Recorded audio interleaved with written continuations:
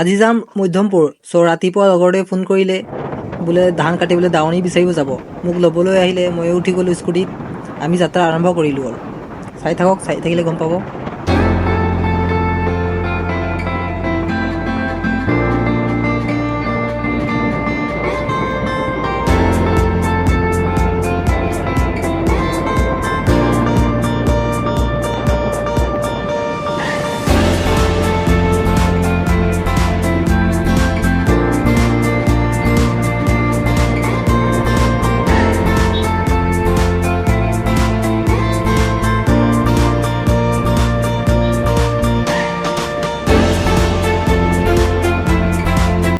আহি পালোহি চৰুপথাৰ টাউন। এতিয়া হাই ছেকেণ্ডেৰী যোৱা ৰোড ফালে সোমাই দিলোঁ।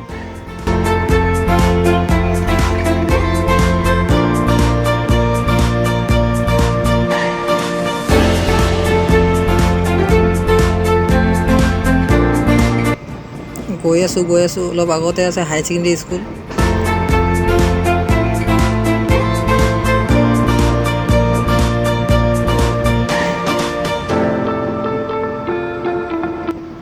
এতিয়া আহি পালোঁ হাই ছেকেণ্ডেৰী স্কুল।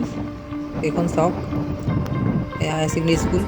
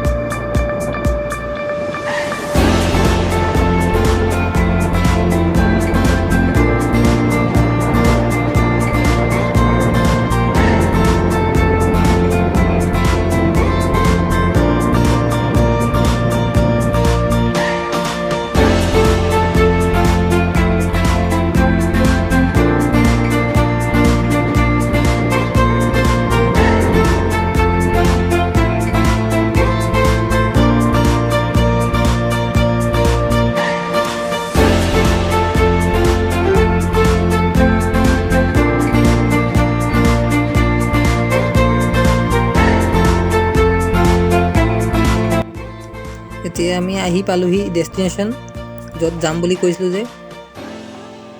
আহি পালোহি এতিয়া।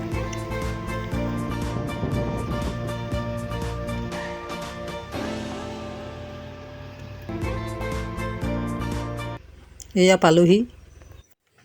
তামোল এখন দিলে, খাই লৈছোঁ আৰু তামোলখন। চাওকচোন গাঁৱত তামোল গছবোৰ কিমান শাৰী শাৰীকৈ ধুনীয়াকৈ লগাইছে।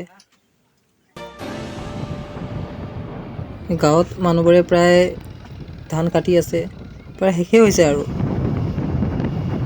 ইয়াত দেখিব পাইছে। মই প্ৰথমতে উল্লেখ কৰিছিলোঁ যে ধান কাটিবলৈ দাৱনীৰ প্ৰয়োজন। সোধ পোছ কৰিলে আৰু লগৰজনে, মানুহজনে কৈছে নিজৰ ধানখিনি কাটিবলৈ আছে, নোৱাৰিম বুলি ক'লে। আমি গুচি গ'লোঁ আৰু এতিয়া আহিলোঁ হোটেল এখনত।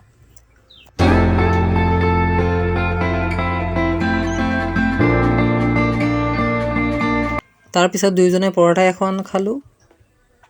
পৰঠা খাবলৈ বৰ টেষ্টি আৰু গৰম গৰম আছিল।